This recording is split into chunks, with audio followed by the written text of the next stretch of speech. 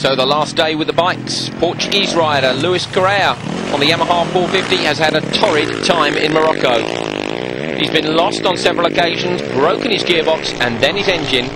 But today, the ex-motocross champion found terrain he was much more comfortable with. Very similar to the Portuguese tracks, and with a full attack until the last centimetre of the stage, Correa won his first stage of the rally by just 1 second.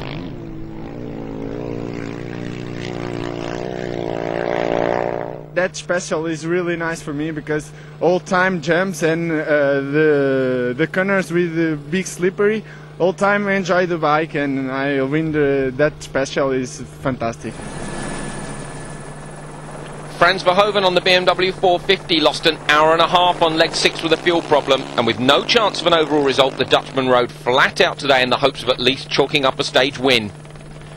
He felt he was carrying too much fuel at the start of the stage, so he drained some out to save weight, but he lost out by just that 1 second.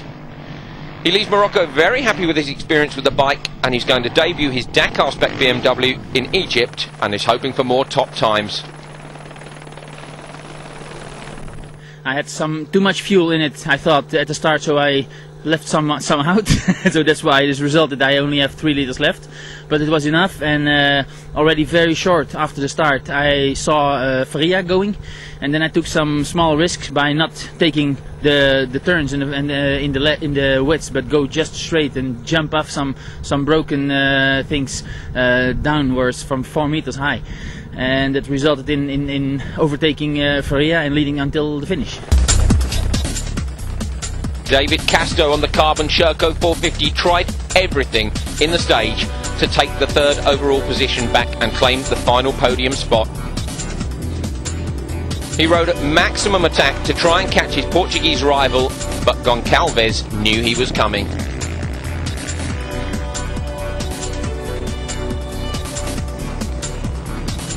When the Frenchman finally caught Goncalves on the BMW, the Portuguese rider tagged onto the back of the Frenchman and followed his wheel tracks for the rest of the leg.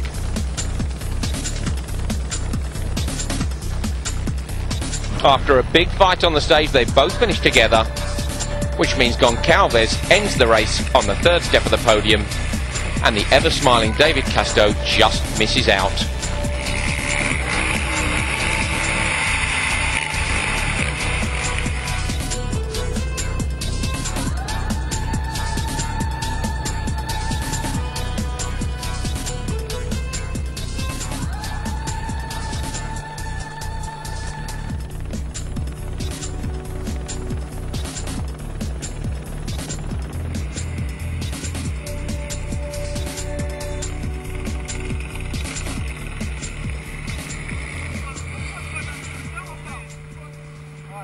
Me and he drive very fast after kilometer 40 because he passed me and put full gas and I follow him. Beaucoup de navigation, beaucoup de traces, on a coupé. A lot of navigation and lots of tracks in the wets. It was really a motocross race from beginning to end. Difficult with only 60 kilometers to make up the difference of 2.5 minutes. After all these kilometers, I missed the podium by 30 seconds, which is not a lot.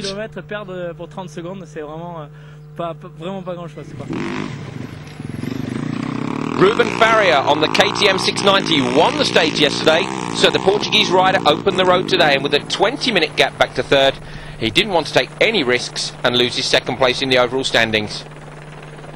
He was quickly caught by Frans Verhoeven, and they too rode together to the finish.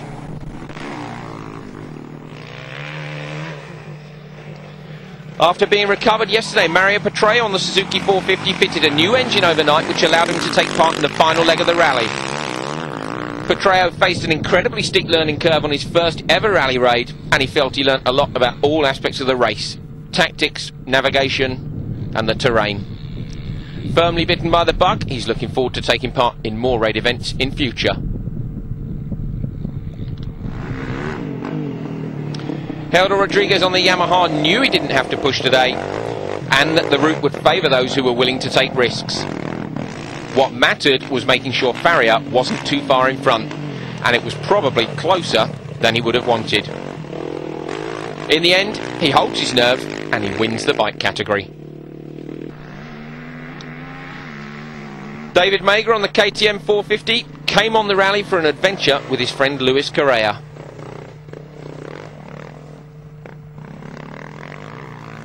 He took a conservative approach to the event and said at the end that he felt much more tired than his friend.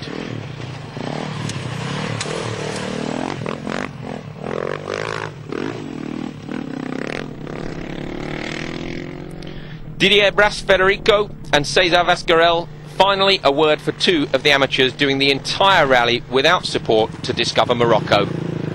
Both struggled with navigation, but they managed to finish, which they should be very proud of, as many didn't.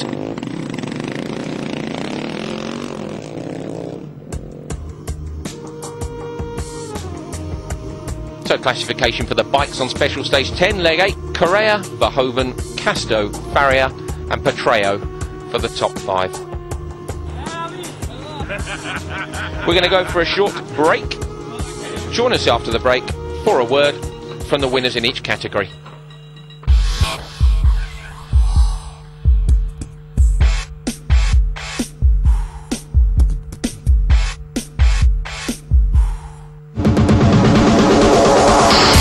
Behind the wheel for another thrilling season, flat out with the World Touring Car Championship. The 6th edition is circling the globe with a world champ on board for each manufacturer. And the whole show is set to become more competitive than ever, with a packed starting grid comprising the world's top drivers, a fistful of challengers and hot new talent, all set to storm the title. The FIA World Touring Car Championship, the 2010 season, live and in HD on Eurosport. Eurosport Live and the summertime lineup.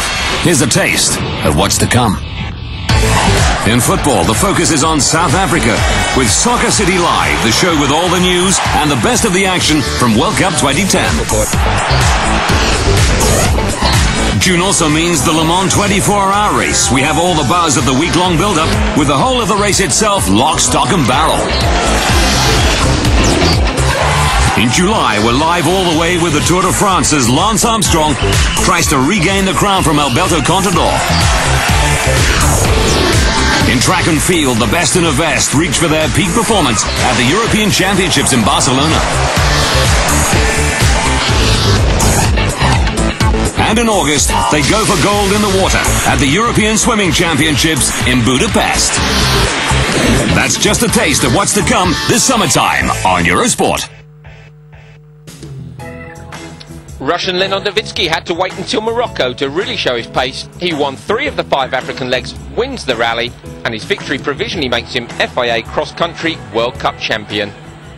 Thank you, I'm very happy with this race. But in regards to the World Championship, we have to wait and see from the FIA. But I've gained maximum points here, and I've had a great experience. Но мы все эти ошибки исправили за счет отыгранного времени на африканских дорожках. Felipe Campos in another X3, the master of the Portuguese stages, wasn't expecting to hold on to the lead for so long in Africa.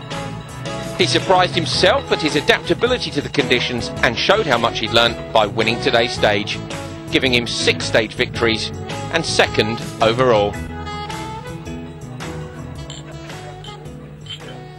I'm very happy with every leg we've done on this rally. Navigation has been perfect. 2nd was enough for me, so that's good. The team worked well and everything was good. Eric Vigoureau in the Chevrolet Trophy truck wasn't at home in Portugal, but he was mighty in Morocco, 3rd overall. Since the good result in Rally Tunisia, we knew it could win the World Championship for 2-wheel drive, and the objective is complete, because now we're easily 1st. Cherry on the cake is we have 3rd behind the BMW X-Raid team, who are our factory team, the same cars that Peter Hansel and Roma used in the last Dakar, and we are very, very happy. I think it's a good moment to begin development on the new car and organise a programme for the next 3 years. Overall classification, Leonid Novitsky wins with Felipe Campos in 2nd and Eric Vigoureau in 3rd. Only 6 minutes in it, after 1,800 kilometres of competitive stages.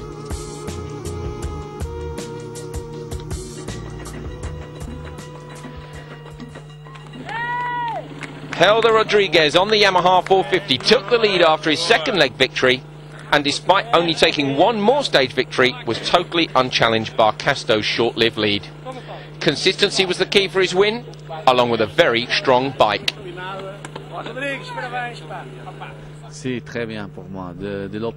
Very good for me. Since the first day when I win until the last day, it was always good for me. We worked hard, 5 years of rally raid for this victory, but it's just so good for me.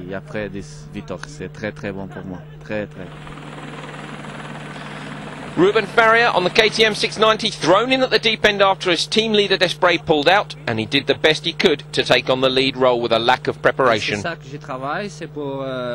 work to be a leader of the team, to be ready in 1 or 2 years. Here at the beginning I had some problems with navigation which I had to correct, but I hope one day to be first in the Dakar.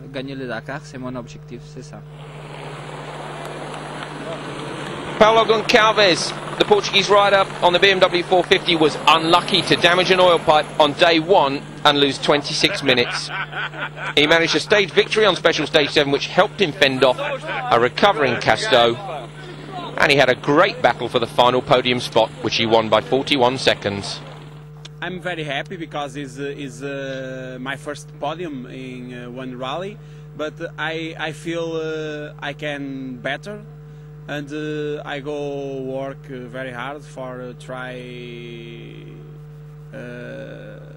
find a better position in the next rally.